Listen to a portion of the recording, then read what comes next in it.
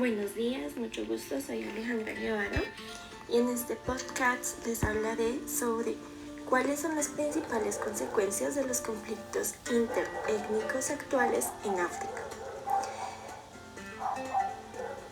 Quisiera iniciar con un contexto histórico sobre cómo se repartió el mundo a África, en donde las políticas africanas han realizado por las potencias europeas a finales del siglo XIX.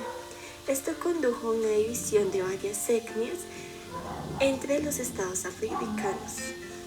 Las explicaciones predominantes sobre las profundas raíces del subdesarrollo africano contemporáneo se centran en la influencia de los europeos durante el periodo colonial y en el comercio de esclavos. En los siglos anteriores a la colonización, cuando se exportaron cerca de 20 millones de esclavos de África, aún así se produjo otro hito en medio de estos dos grandes eventos. En una nueva investigación, se ha estudiado que las consecuencias interétnicas del reparto de África, que comenzó con la Conferencia de Berlín en 1884 y en 1885, y se completó a fines del siglo XX. En este breve periodo, los posibles colonizadores dividieron África en esferas de influencia, protectorados, colonias y áreas de libre comercio.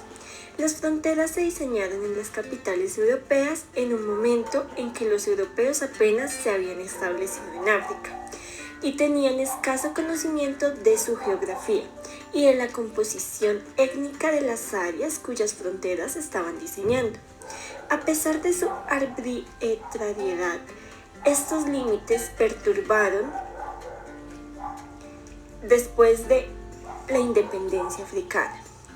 Como resultado de esto, en la mayoría de los países africanos, una fracción significativa, alrededor del 40 y 45% de la población, pertenece a grupos que han sido divididos por una frontera nacional. Sin embargo, aunque los estudios de caso sugieren que el principal impacto de la influencia de los europeos en África no fue la colonización, sino el diseño inadecuado de estas fronteras. Además de cuantificar el efecto directo de la participación étnica en el conflicto, hay efectos secundarios significativos en áreas adyacentes a etnias divididas. Los efectos secundarios surgen por numerosas razones. Primero, en el campo de batalla entre un grupo étnico dividido y el gobierno central u otra etnia, podría extenderse más allá de la patria histórica de la etnia dividida. Por ejemplo, las batallas entre las tribus somalí y etíope no han tenido lugar únicamente a través de la frontera. En segundo lugar, en muchos casos, el conflicto en la patria de la etnia dividida conduce al desplazamiento y a los flujos de refugiados hacia las áreas cercanas, lo que a su vez puede provocar conflictos. Por ejemplo, las políticas discriminatorias de Mobutu contra Alur llevaron a su desplazamiento de Zaire, afectando a regiones adyacentes tanto en Zaire como Uganda.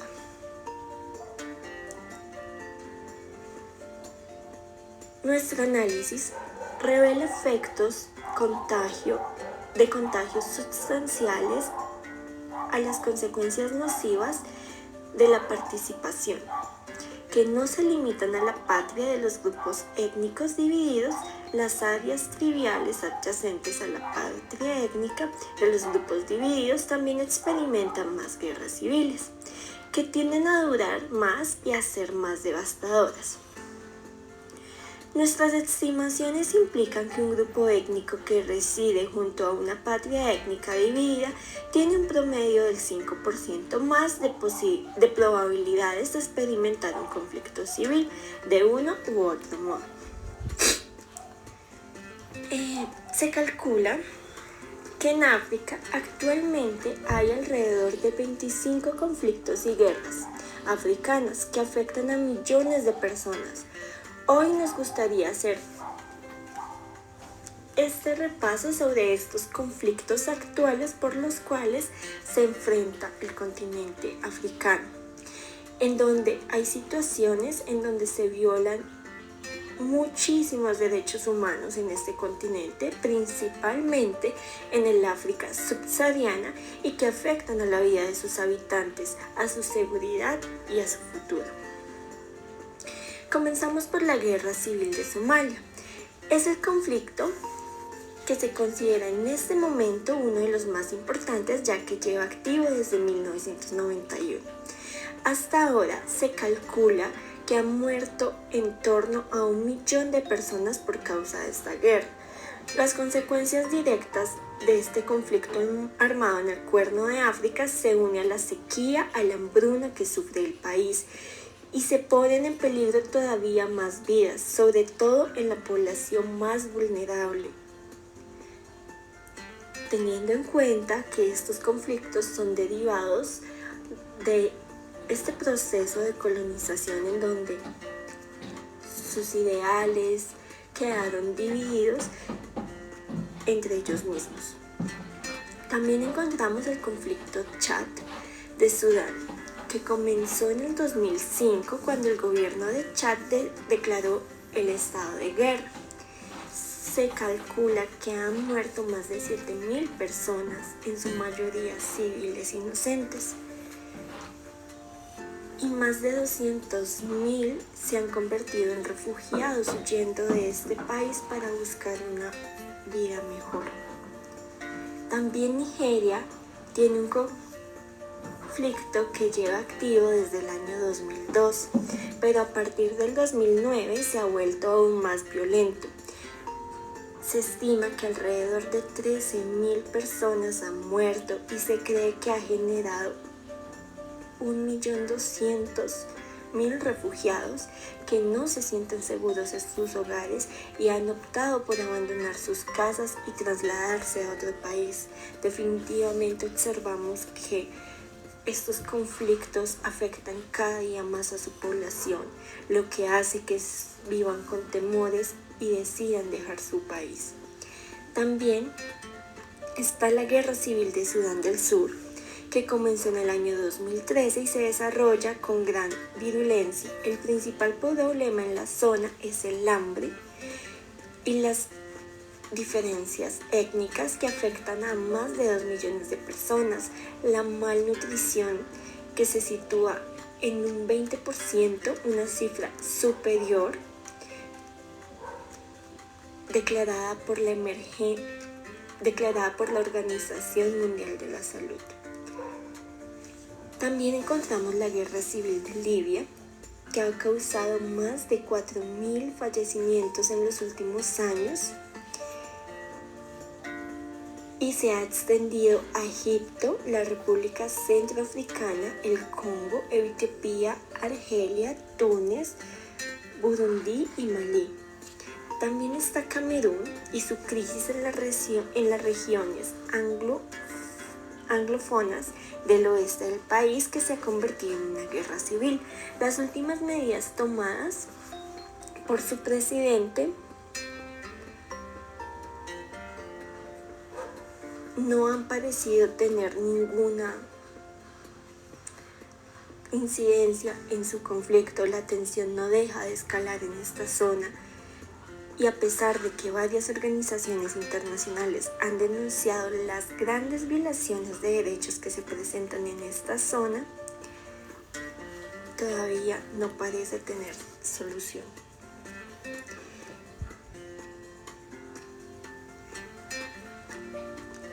También encontramos situaciones de secuestros como Boko Haram. Se trata de un grupo terrorista islámico que desde el 2009 ha acabado con muchísimas vidas y actualmente tiene influencia en Nigeria, en Chad, en Camerún y en Nigeria. En África, como podemos observar, siguen activos una gran cantidad de conflictos que amenazan la calidad de vida de sus habitantes y su salud, ya que originan crisis económicas, hambrunas y desplazamientos. En muchos países de África se ha evidenciado que las personas no pueden acceder a una vivienda digna, alimentos o incluso agua potable.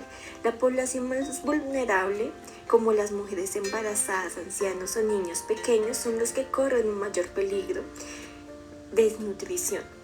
También hay minorías que se han visto perseguidas, como el conflicto entre Hutus y Tutsis. Por eso, en organizaciones como ACNUR se trabaja sobre el terreno para ofrecer ayuda básica como alimentos y atención sanitaria a esta población. En toda África subsahariana, la población civil ha sufrido las peores consecuencias de los conflictos mortíferos y las crisis violentas en la región sudanesa de Darfur. Las fuerzas gubernamentales siguen cometiendo crímenes de guerra y otras violaciones graves de derechos humanos, como homicidios legítimos, violencias, saqueos sistemáticos y desplazamiento forzado.